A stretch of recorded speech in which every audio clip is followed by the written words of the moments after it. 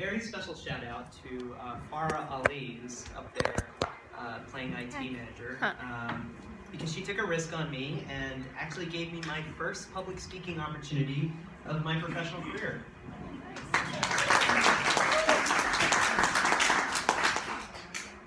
Don't let that scare you. There's a bar over there if that helps. Hopefully everyone's sufficiently primed for tonight. Can everyone hear me properly? Yeah, okay, great. Fantastic. So in all seriousness, I'd like to thank all of you for being here tonight. I'm really grateful for your curiosity and for being my captive audience.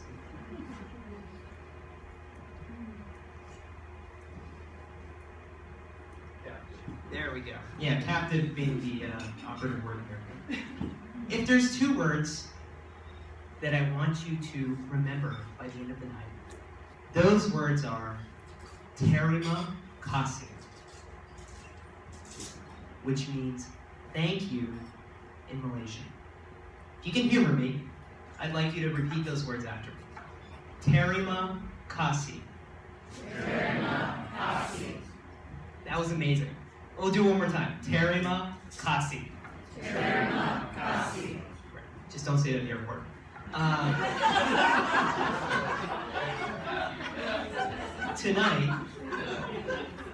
Tonight, I want to talk about Terima kasih, or thank you, and the lessons that I've learned about gratitude during my Fulbright scholarship in Malaysia last year.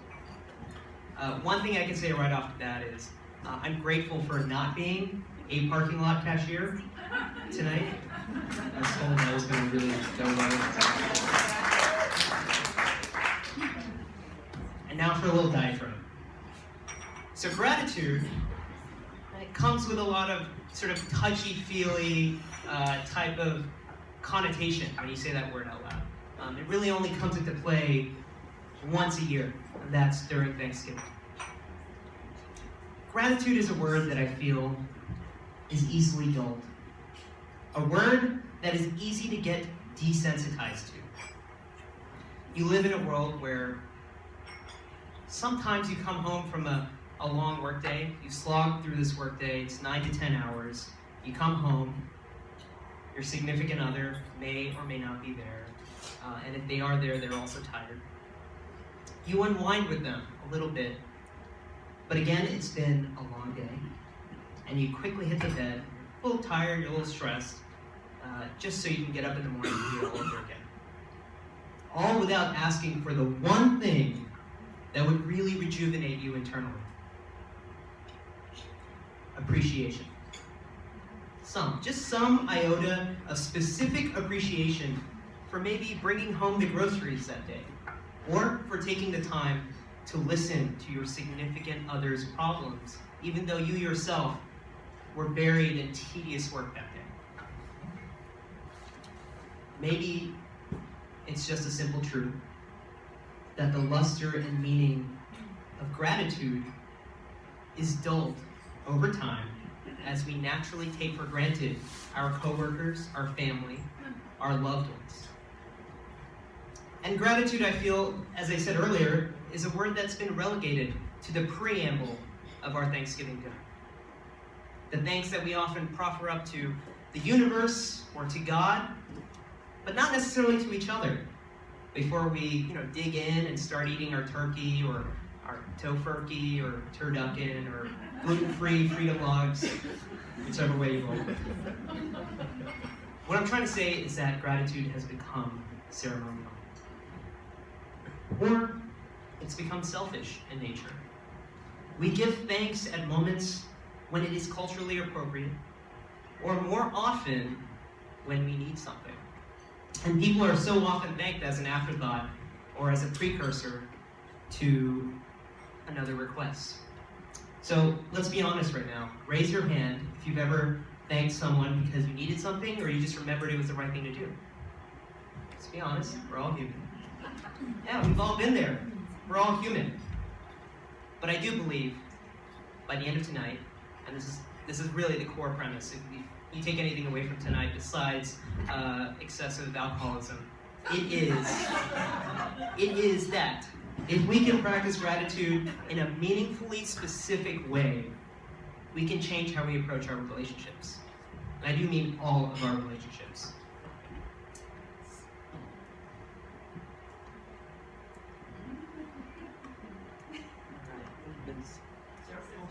There we go. So before I tell you about my experiences in gratitude, let me tell you a little bit about myself for context. As you may have heard, I grew up in Houston, Texas. You may have heard of it been called the Seattle of the South.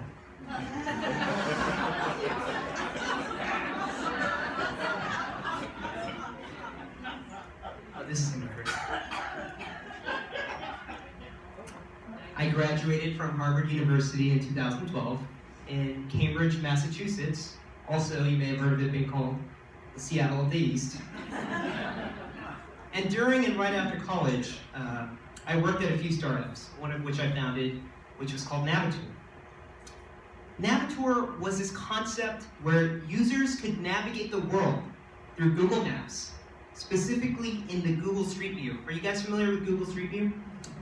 So as you're navigating through Google Street View, you'll have these pop-up menus, these contextual pop-up menus that would teach you how to speak the local language. I really think it's a great idea. It still hasn't been really fully implemented. So if any of you are enterprising enough and want to steal my idea, go for it. So you could be in Google Maps Shanghai, for example, which has also been called the Seattle of the Far East. And you've learned the basics. You learn how to say go forward, go backwards, in Mandarin or side to side. And when you come across buildings in a city, what we did was we hyperlinked those buildings, where you click on those buildings and you'd be able to play these games that would teach you vocabulary relevant to that building. So if you clicked on a restaurant, for example, you come across a restaurant in Google Street View, you would learn various Chinese food dishes and how to order them. Or if you clicked on a hotel, you'd learn how to order a room or ask for the penthouse suite. After my experiences with these startups, I came to Seattle, Washington. You may have heard of it being called the Seattle, the West Coast, where I continued working for a few other startups in the area. One of them called Amazon, another one of them called Microsoft. I don't know if you've heard of any of them, small companies. And during my 3 years in Seattle, I reflected on what everyone reflects on when they break past a particularly brutal week of work, which is, I should really take some time off and travel. But for me, it was a little bit more than that. I've always wanted to teach. So I applied for a Fulbright grant in October of 2014, and I found out in July of 2015 that I had won the grant. I sought the blessings of my team at Amazon and left my position. I sold most of my belongings, not knowing that I actually come back to Seattle and moved here 2 nights ago. Unfortunately, I lost a lot of money on TV. But in January 2016, I embarked on a Fulbright scholarship to Malaysia. And why Malaysia? I love Southeast Asia, and I'm sure talking to a few of you in the audience today, and some of you have been really jazzed about taking retirement trips to Vietnam and coasting along Southeast Asia. Highly recommended. I've been fortunate enough to have traveled around, and Malaysia was one of those countries I had never been to, and I'm pretty sure it's not on a lot of your radars. But when you read about it on paper, it's super fascinating. They have one of the most diverse populations in Southeast Asia. It's a heady mix of Chinese, Indian, Thai, Malay, and even a whole host of local tribal cultural identities. The great thing about this is that they have literally the most amount of public holidays in the world, because they have to recognize every holiday from every culture and religion. I'm not joking. I literally had a week off for Chinese New Year, I had a week off for harvest celebrations, I had another week off for Ramadan, another week off to celebrate the end of Ramadan. I'm pretty sure I had about 3 solid days of actual teaching today. But I digress. On January 2nd of 2016, I flew to Kuala Lumpur in Malaysia. They hadn't assigned us our specific placements in Malaysia, but they told us we would get them during my 2-week orientation in Kuala Lumpur. And there I learned what Malaysian culture was really like.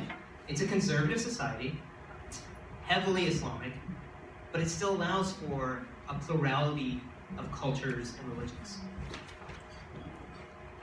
And their diet is something else. Their national dish is called nasi lemak. It's about 8 ounces of rice, and it literally translates to fatty rice. So it's curried lard, kind of dripped over, 8 ounces of rice, and they eat it for breakfast every day. It's a very, very rich diet. And they also love KFC. I'm not joking, they really love KFC. And since KFC rebranded from Kentucky Fried Chicken to just the letters KFC, I don't know if you know that, they don't identify with the Kentucky Fried Chicken logo. The Malaysians think that it's a native to Malaysian restaurant chain. They don't know that it's an American chain. They think KFC was this godsend fried chicken invented in Malaysia. In my town, they had only seen a handful of Americans. So I began to identify with celebrities, and I'm serious. I would have been photographed about 300 to 400 times a day, simply because some of them had never seen an American before. Random people would know my name. I would call in sick to school one day and go to the grocery store to get medicine, and the clerk would ask me if I was feeling better as soon as I walk in. It's insane. Word gets around and it's quick. I learned it's also possible to never pay for food. Every morning, I had nasi lemak or some pastries put on my desk by students or fellow teachers. That is also me, believe it or not. I really blended in well. As an American, if you get invited to weddings or birthday parties, you're a privileged guest. My vice principal invited me to his cousin niece's wedding and organized a traditional drumming circle just because he knew I was attending. And he sat me kind of above the nuclear family, right next to the groom and bride. And so I'm awkwardly in all these really intimate photos that they took of the groom and bride, and I was even asked to bless them alongside the nuclear family. During my hour at the wedding, I was invited to another 3 to 4 weddings and birthday parties, and I'm pretty sure that I could have spent the entire year hopping from event to event, never actually going home or having to feed myself. So when I found my placement, I learned that I was on Malaysia's version of Hawaii.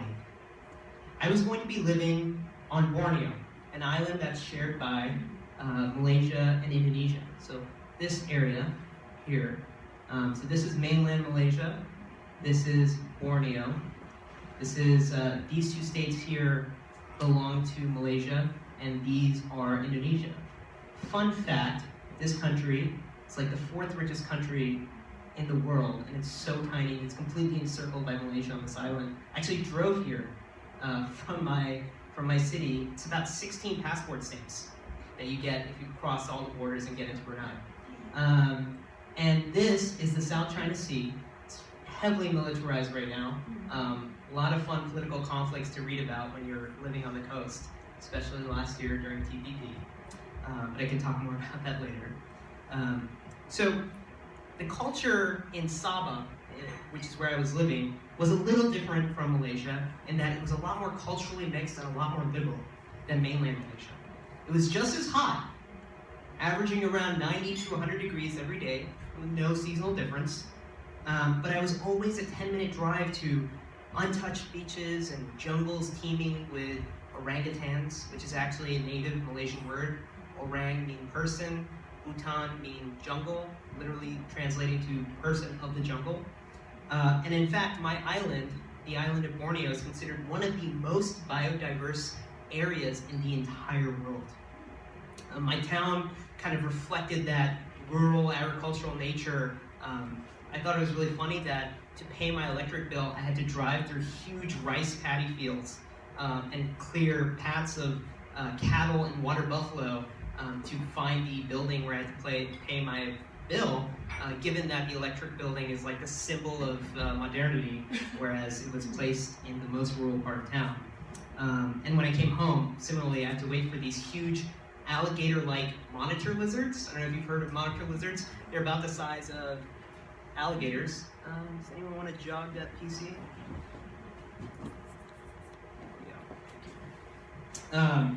Anyway, so hopefully I've set the scene. This is not all anecdotes, I promise. In the beginning of my grant, during my orientation, I learned that I had full control of my classroom. So again, by trade, I'm not a teacher. I worked as a marketing manager in digital marketing for Amazon, worked in the entertainment industry, worked as a senior financial analyst for Microsoft. So all I really had were my good looks and my charming personality to carry me through the grant. So when I learned that I had full control of the classroom, I didn't have to teach to the traditional curriculum. I was a little worried. I was encouraged to teach to my passions, but I wasn't sure that the passions of a 26-year-old technophile and entrepreneur could really relate to Malaysians on this secluded island with low English proficiency. So, on my first day, I armed myself with lessons that I found on these English as a second language websites, and I nervously walked into my first class. I had a real clunker of a lesson. I brought this rope. I read this lesson that sounded great on paper. I brought this rope so that students could hold it, like this ball of rope, as they answered icebreaker questions, and then they throw it to each other as they pass the rope to other students, and the other students would then answer those questions and hopefully create this beautiful, visually intricate web. Within minutes, the rope became hopelessly tangled. When a student did get the rope, they looked at me blankly when I asked them for their name or their favorite hobby. Most of the students kind of giggled nervously at my presence. Of course, they'd never seen an American before, and some of the braver girls, they spoke like this, while clutching their hijabs to their mouths, muffling their answers. Most of the boys were kind of clumped in the back, their hands around each other, really silent, intimidated by my American accent. And out of the 35 students that day, I only met a handful. Yes, that's also me. But every week, I learned a little bit more about my students. And after a few more experimental lessons, I began to realize that my students were most responsive when I was myself. The more I taught, the more I loosened up. And the more my personal and professional life bled into my classrooms. My lessons reflected entrepreneurship, they reflected public speaking, they reflected marketing, sustainability, and a lot more. And then one Thursday, I had a very long day at school. I was in charge of all the extracurriculars, because of course, why not? And after several hours of extra debate practice, I had another 40 minutes where I just didn't have the energy to carry out a fully structured lesson with my class. So I entered the classroom and I was like, put my butt on the table and I was like, let's just talk, guys. Let's just talk. You have a lot of questions for me, I'm sure. So we talked about America, about New York, about Seattle, about me, about high school culture in America, which I should have mentioned earlier. This was a secondary school in Malaysia, so it's ages 13 to 19. And we talked about American culture, about music and college life. And this was the inflection point in my grant. Towards the end of the class, they asked, this one girl kind of blurted out, "Sir, can you tell us how to be successful?" So consider this. Malaysian students have this outsized, enormous pressure on them, more so than even most other Southeast Asian countries. You kind of really don't see this in the news, but their life is almost entirely exam-based. That determines whether their exam scores determine whether they study interior design or science. It determines whether they get a job and whether they go to university or even continue their education after they graduate. And most don't continue their education. So the pressures from the exams are not only placed on them at school, but reinforced by the teachers and by the parents and by the community at large. So when she asked me that question, I wasn't shocked, but I was surprised at how earnestly that question was asked. So I kind of let out a little chuckle, and I was like, successful, you mean like at school, or like as a human being? Both, sir. So I'll spare you what I told them about being successful in high school, which mainly focused on developing your passions and trying not to succumb to the social norms of high school. But after I answered that question, I didn't know how to proceed about being a successful human being. I'm 26, or I was 26, and at that time, and I probably even now, I still don't know what it means to be successful for me. And right, I'm sure it varies for all of you. Everyone has their own ambitions, their aims, and their own litmus tests for success.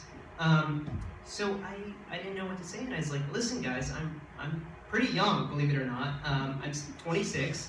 I actually really don't know what it takes to be a successful human being. And it probably varies based on who you are and what you value. But I can share my perspective with you if that's something that you want. And they were like, yes, sir, please. I said sir a lot, which is weird. So I took a minute to do some soul searching. I thought about what made me happiest and how I cultivated opportunities to keep me happy. My relationships were the most important thing to me. And being in Malaysia, where I was 10,000 miles away from my literally 9,129 miles, counted it every day, away from my family and my friends and my loved ones, and especially my girlfriend, I was feeling particularly grateful for their presence in my life. When you realize that every time you wake up, they're going to sleep, it's a 12-hour time difference, and all you're doing is catching each other up on their days, and you can't, shoot the breeze. It's all summaries and recaps every day. That you become incredibly observant about the impact your relationships have on your life, and how much they sustain you, and how much happiness they bring to your life. So, at that moment, I chose to talk about gratitude. I reflected openly on the last 3 years of my life and why I thought gratitude was important. That it made me feel happier. That I noticed it brought smiles to other people's faces. That it improved my relationships with strangers, with loved ones, and with coworkers. And finally, that I only say this because relationships were the most important thing to me in my happiness. And after I finished my mini sermon, I said, I'm sorry guys, I totally did not mean to ramble at you for 10 minutes. And I noticed that some of them had their heads cowed, maybe in reflection, or maybe that's what the teacher in me wanted, was hoping for. And a girl in front said, no sir, thank you, that was good.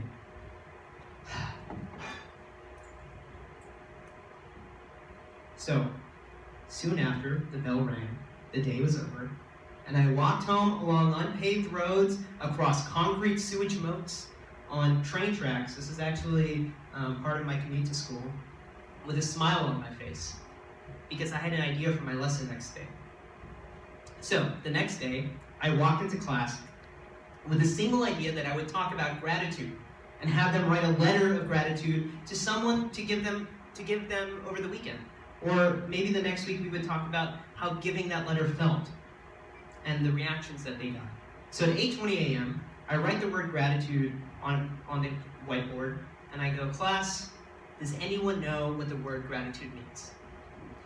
And just like now, it was just completely silent. And some of my students usually call this sort of awkward silence, quick, quick. And I really didn't know what that meant until someone explained to me that it's the sound of awkward crickets. So I explained further about gratitude, and I said, it means the act of showing thankfulness or kindness to someone. And a few, oh, floated out, which was motivation to my teacherly ears. And with those O's, I launched into a discussion of gratitude and its impact on my life and my relationships. And sometimes I just feel like, honestly, teaching is like getting paid therapy sessions, to be honest. So I led them through this Socratic questioning of who they could be grateful to in life, eliciting, family and friends, the people who made their food, the janitorial staff, and we talked about why gratitude can make you happy. We talked about how the ways that you could show gratitude. Can you text it? Can you call someone? Can you email? Can you write a letter to them? And with 15 minutes left in class, I asked my students to reach deep down and find the feelings of gratitude for someone that wouldn't expect it, and by writing them a letter. And so with 15 minutes left in class, I gave them 10 out of those 15 minutes to write that letter. And at the end of the 10 minutes, I asked for brave volunteers to read what they had written. And I was astonished by the results, both on how profusely they had written and by the emotional maturity employed. So one girl raised her hand and she said, I will volunteer. So I asked her to stand, and I asked her who she wrote her letter to. It is to someone who was important, but no longer is important. So at first, like many of you, I was confused, but then I saw a few students giggle, and I gathered it must have been her ex-boyfriend. So after hearing her letter, I was surprised by how mature she wrote, because it could have been like this typically emotionally distraught reflection on high school relationships. She acknowledged that she broke up with him, but felt poorly for not recognizing his contribution to her life. And I know adults that are not that emotionally mature. So for your edification, I'll read her letter, and I'll try to do her justice by reading it how she read it. Dear ex-boyfriend, thank you so much for all your love, your care, and your passions towards my attitude. I know I can never be with you anymore. I just want to say thank you for all your time for me. I'm grateful enough to know someone who has been so nice to me, but I'm really, really sorry that I did not even give much gratitude during our times together. I know I can never send this letter to you, but from the bottom of my heart, I sincerely apologize and appreciate for everything you have done to me. Thank you so much. From now on, I am letting you go with all my heart. Sincerely, Sheena. So others were spurred on by her braveness, and another girl, who I was told by my fellow teachers, she wasn't known for being super creative. She expressed her gratitude to her mother by detailing this beautiful, beautiful, moving moment of vulnerability with her mom in the kitchen, involving emotions and real dialogue and real conversations. And it nearly sent me over the edge. And yet, as I found out, this was the tip of the iceberg. And one thing I really want to point out is writing these really honest personal letters of gratitude turn out to be the best letters, the type of letters to write when your English isn't that great, because you don't have the creative skills to make it up. So all you have are your ability to recount your memories. And I thought that was something cool that I really stumbled upon. So over the next few months, my students and I embarked on this journey of understanding the self and others through a focus on gratitude. We wrote letters of gratitude to ourselves and to others. We generated nearly 1,000 mini love notes and mini gratitude notes. We underwent writing workshops on creative nonfiction, and we laid bare strong emotion through the many, many tears that speckled the many pages of our letters. Through this project, I have found deep-seated emotional conflicts among my students, and oftentimes I'd come home, be emotionally numb from what I've heard, and kind of just like numbly go through my laptop on my crappy Wi-Fi connection, trying to find some sort of semblance of relief or reprieve from all this sort of emotional output that my students kind of put on me during their lessons, their letter writing experiences. I found admissions of self-harm, perennial grieving, but I also found bonds of friendship that were tighter than nuclear families. I found declarations of passionate love, mature reflections on past relationships, and more. And that's the first lesson that I learned from my students, and that I hope to share with you all tonight, is that gratitude is cathartic. And I'd like to share an example. In my school, I had a student named Rosidi. He was a class clown, always walking around with the biggest smile on his face, and overly enthusiastic and joking pretty much every situation. This was the best photo I could probably find of him goofing off, but also being somewhat serious. I asked him to be part of my gratitude project, and he wrote a submission as a consideration to be in my writing workshop. So it was a contest among all my students across the school, and I picked kind of the top students that I liked in order to be involved in a much more focused writing workshop on gratitude. He wrote a relatively non-serious letter to his future wife. I'll leave it at that, and I'll read it out to you. Dear future wife, I'm 17 now, and will be 18 later this year. So, ready to get married? Just kidding. But seriously, I have a few questions for you. When will we meet? When will we hang out? When will we date? When will we eat together? See, because right now my life is boring. All I do is drink, eat, sleep, poop, pee, and martial arts training.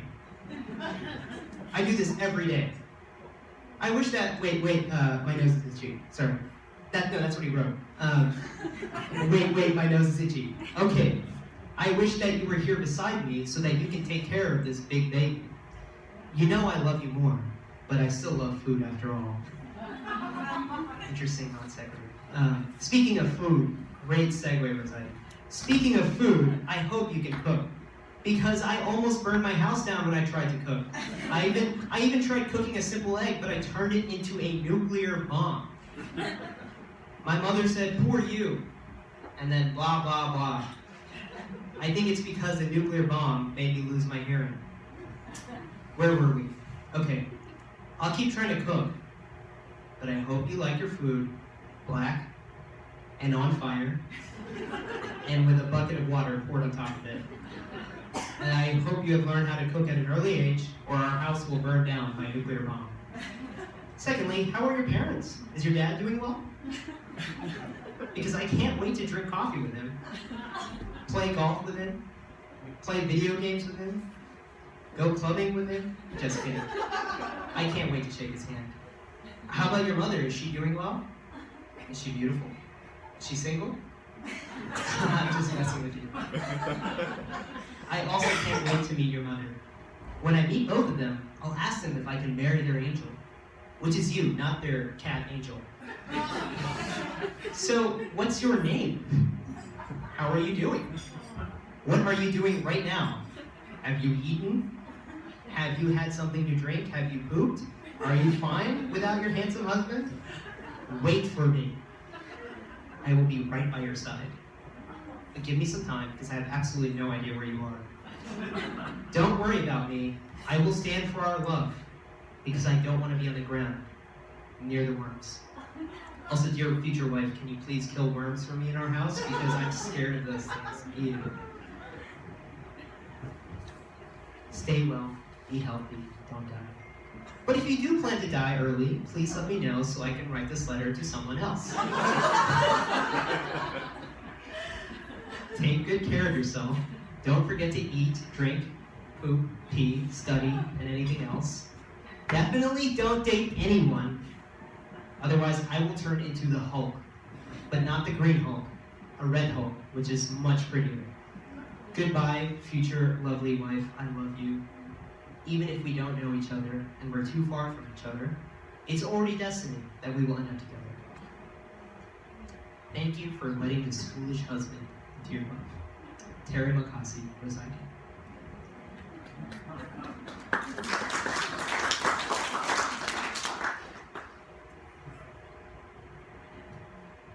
Over the course of our writing workshop, where I focused on strategies to allow for the emotional release and to allow for vulnerability, Rosidi decided to share an incredibly personal story that he wrote in the span of 45 minutes. A real story, an honest account.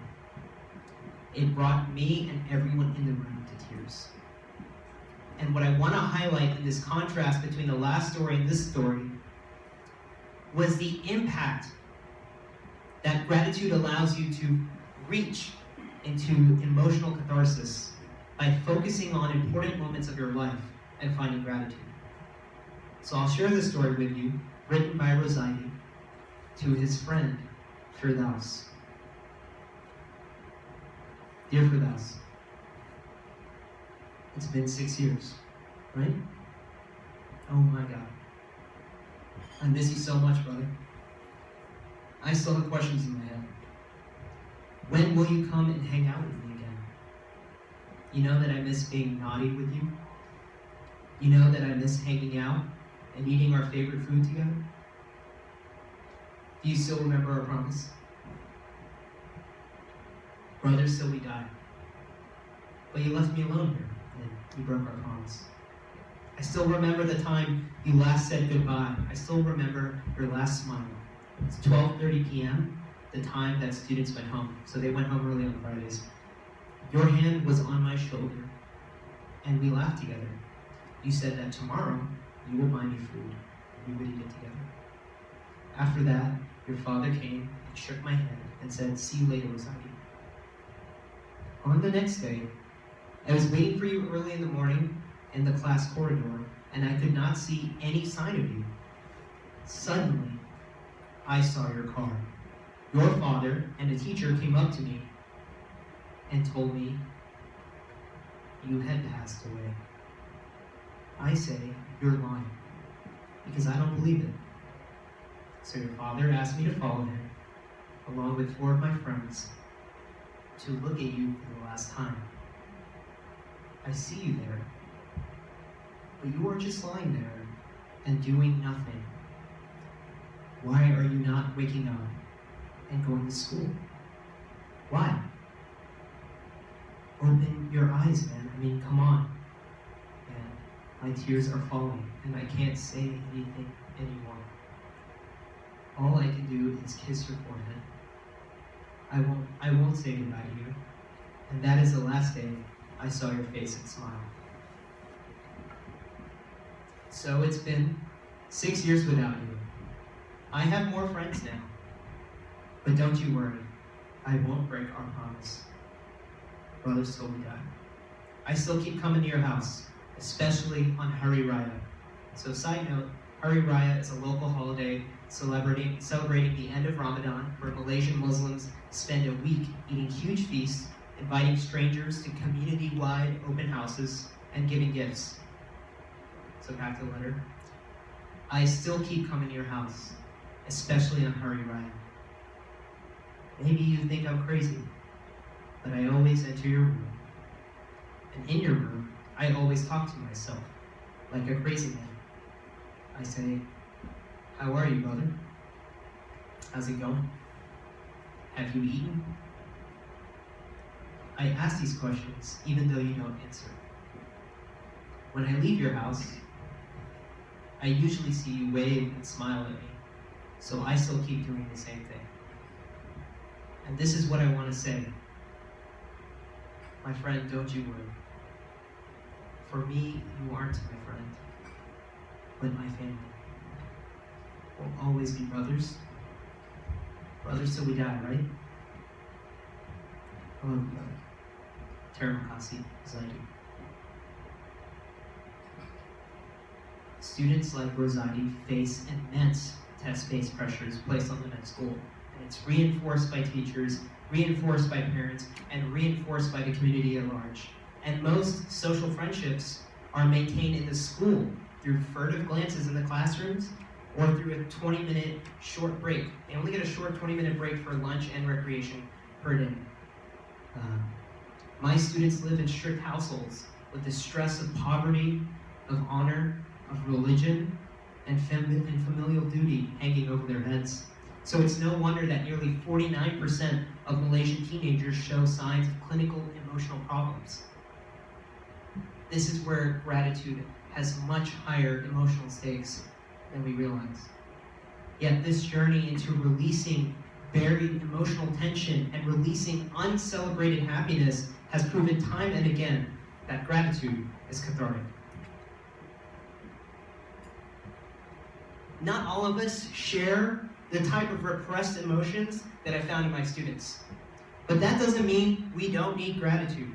In our professions, in the legal world, in the medical world, in the tech companies that's Speckle, Seattle, and across all the professions represented here tonight, we live stress-filled and often fast-paced lifestyles.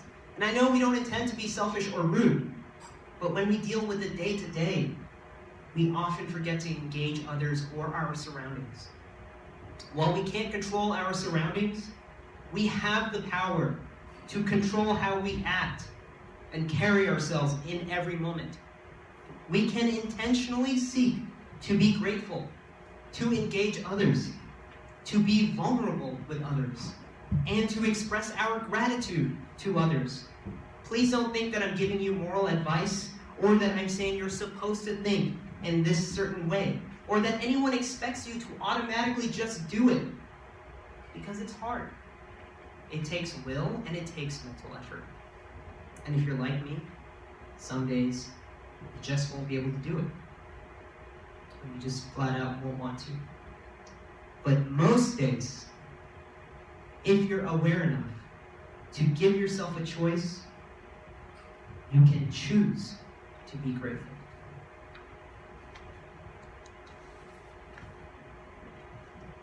Even if you know nothing about the person around you, for some of you, this is the first time you're meeting a lot of the people sitting at your table, you know the one thing that all of us don't want to admit, which is that we all want to be appreciated. It's the one thing we can know with certainty about each and every one of us. You and I both want to be appreciated, but it's never something that we ask for because it asks us to be vulnerable and makes us feel needy and weak. Maybe some of us feel vulnerable or uncomfortable sharing our gratitude. But if everyone deep down wants to be appreciated, then sharing your gratitude can only empower you and your relationship with that person. A grateful mind is a powerful mind. You know, this slide thing kind of takes away from the gravitas of the transition, so just bear with me here. So another more selfish reason to focus on gratitude is that scientifically, expressing gratitude to someone is the fastest way to boost your immediate happiness. This is true. It's like the idea that when you're sad and you physically start smiling, it can help shift your mental attitude to a happier one. Has anyone ever heard that? If you start smiling, even if you're not really feeling it, it kind of starts changing your mind a little bit. In this case, calling or texting someone a specific and genuine thank you is the quickest way to boost your internal mood. So right now, I'd like you to humor me again. I'd like all of us to close your eyes for 1 second. Not 1 second, a few seconds. Close your eyes for a second. So I want you to think about someone in your life who's never asked you to appreciate them or thank them for anything that they've done for you, but someone that deserves it, someone that deserves your appreciation. I want you to flow through names in your head. I want you to settle on one person in your life. Now I want you to focus on a moment that you've had, that you've shared with this person. Could be a recent moment, could be an older moment. But I want this moment to be a form of interaction that you've had with them. Find the moment that defines why you appreciate them.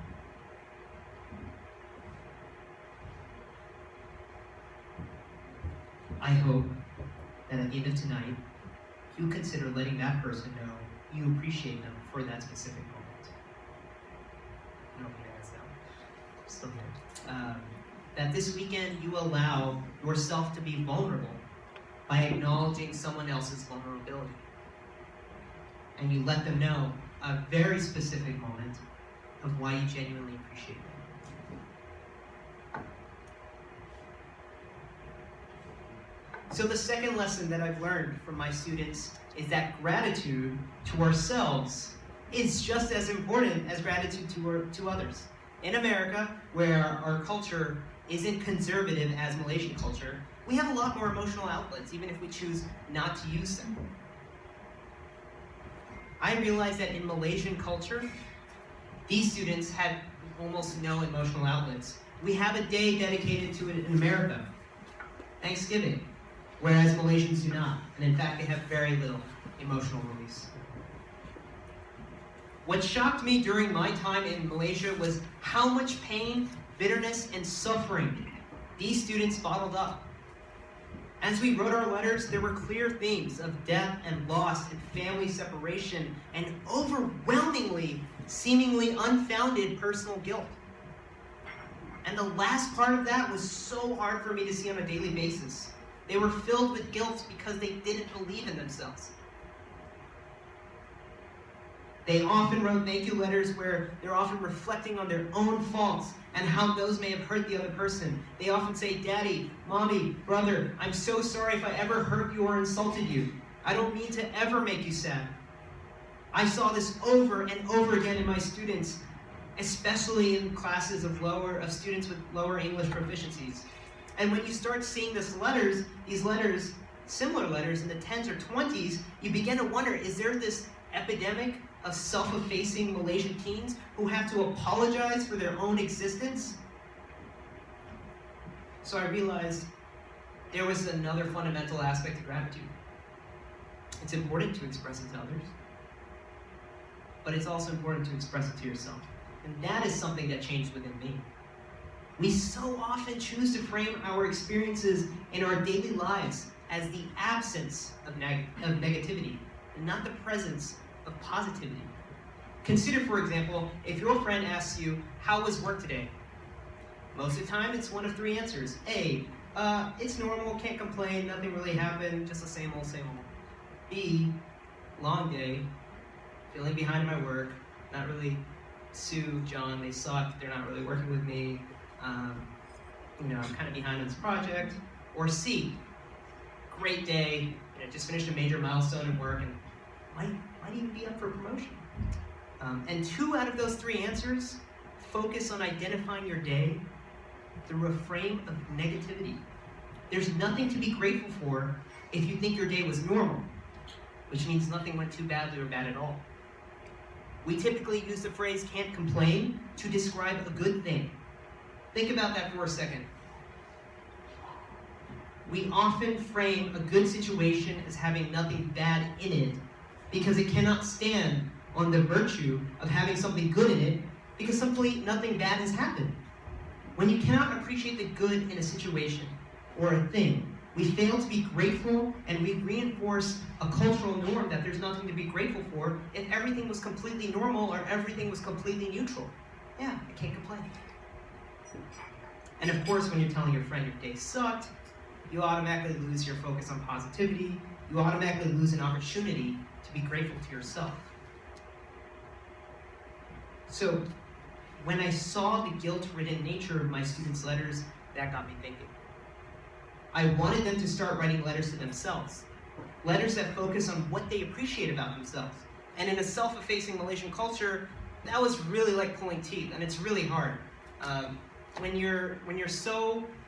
your life revolves around other people and serving other people, and you're constantly self-effacing in the face of cultural norms and religion and family and parents and friends, and you can never acknowledge your own virtues or qualities or traits, it's very difficult for that to start coming out immediately on paper. So one of my students wrote, "Hi Nordine," she's writing to herself, "I'm so proud of you for being alive." And that's it. And she couldn't find anything else to write about herself that she recognized as a positive trait.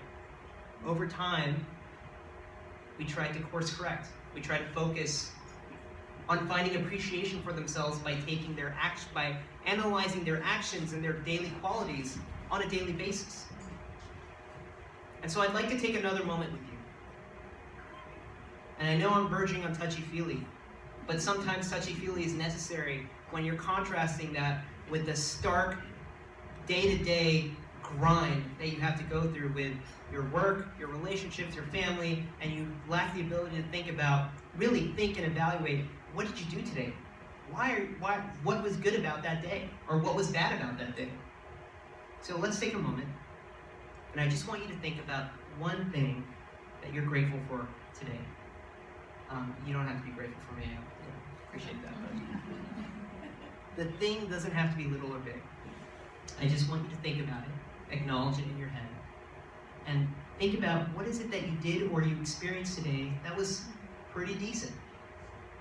I find that practicing this at least once every day, it's not something you really have to action, you don't really have to communicate this to someone else, but to yourself.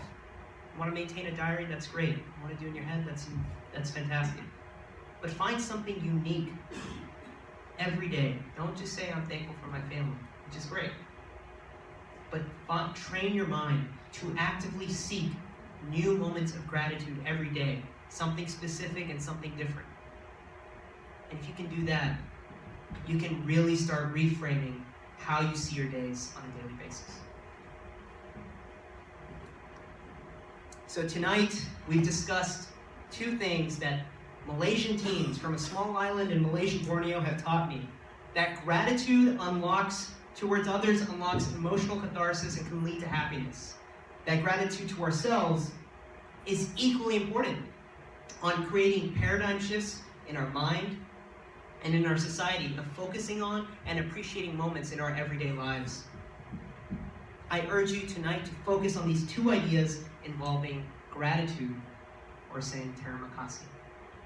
I urge you to practice mindful gratitude every day by recalling to yourself one thing you appreciate about yourself that day, regardless of what has happened. Of one thing you appreciate about the day overall, and then frequently trying to allow vulnerability into your life by sharing your genuine, heartfelt appreciation with others over specific moments. So do you guys remember the phrase from earlier tonight? I kind of just gave it to you, but does anyone want to shout it out? All right, you want to say it all together? That's awesome. So, those are the only two words that I want you to remember tonight, and I hope that it brings back a whole host of humor and pain that my students suffered for your entertainment tonight. So I'd like to leave you with what happened as a result of these lessons last year. As a result of our writing workshop, I decided to self-publish a selection of my school's letters on gratitude.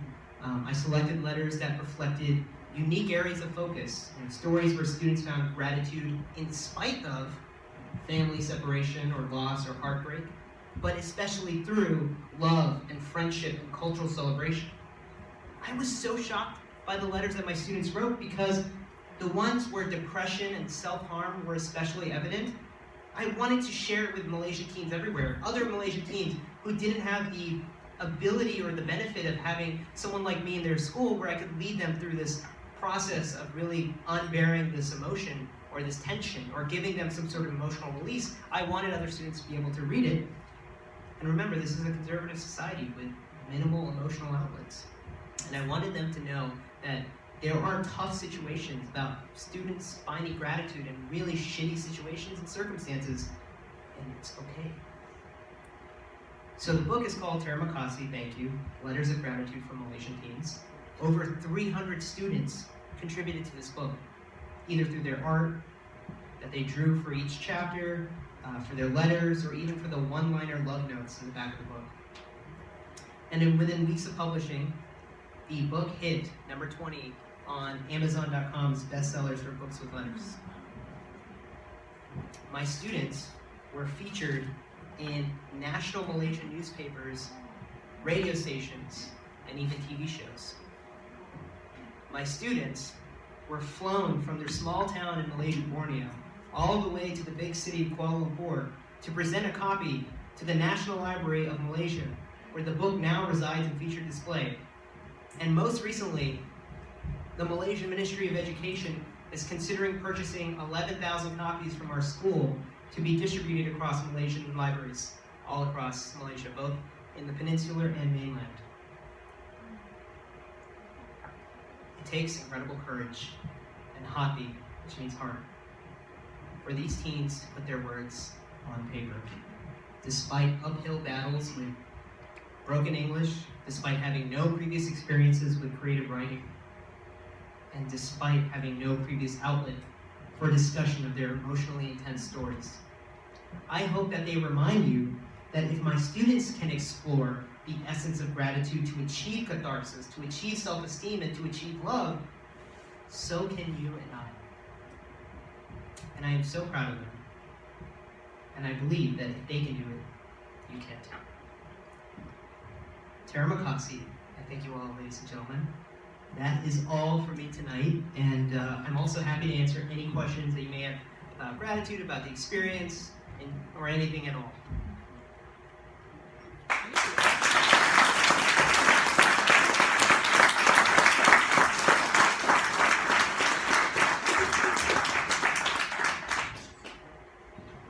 Yes?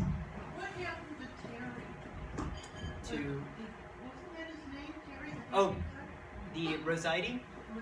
Rosidi, Oh, okay. yeah, Rosidi, well, that story was amazing, and actually, he is now helping, there's a new Fulbright scholar who's taken my place this year, and he's now helping her conduct the same types of writing workshops in his school, and also randomly he just won the state boxing championship, so he really does put the effort into his martial arts training. Won gold medal in our state of Sabah, and is going to be representing our state in the national Malaysian competition, which is amazing. But you know, sources of inspiration come from all types of people. What's the primary language there? They primarily speak Bahasa Melayu, which is just the native Malay language. But there was a whole host of about 40 or 50 different languages spoken. There's Filipino, there's Malay, there's South Indian languages, Tamil, and there's this tribe called the Kadazan Dasun people, and then those tribes, the dying tribe in our state, they each speak 40 different languages, or 40 different variants of that language, and they can't actually communicate to each other outside of English or Bahasa Melayu, so no wonder it's something. So does English, from what you're saying, that you're teaching English and stuff, does it represent sort of this sort of connection between all the different cultures, because there's so many of them? So it's a connecting form of... Yeah, it definitely is. It's interesting that the Malaysian government doesn't want, they're now focused on cultural hegemony. They really want to focus on maintaining and promoting the Muslim Malaysian identity. So they've actually repealed English as the primary language of instruction, which used to be the way that they taught in schools to unify different cultures, and now Bahasa Melayu is now the main language of instruction, to the detriment of some of the other, smaller cultures in the classroom. But without it, they would be failing in science because they don't understand English and science. So that's why it was really imperative for people like me and other teachers to be in the classroom and be able to speak English as a native speaker. And it's really funny because some of the classes that I took from the actual English teachers in my school, they never spoke a word of English in the classroom. They spoke pure BM or Bahasa Melayu in the classroom, which I thought that was interesting.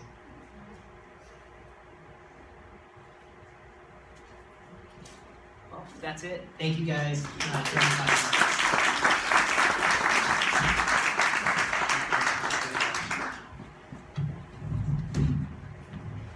Thank you very much. Excellent job.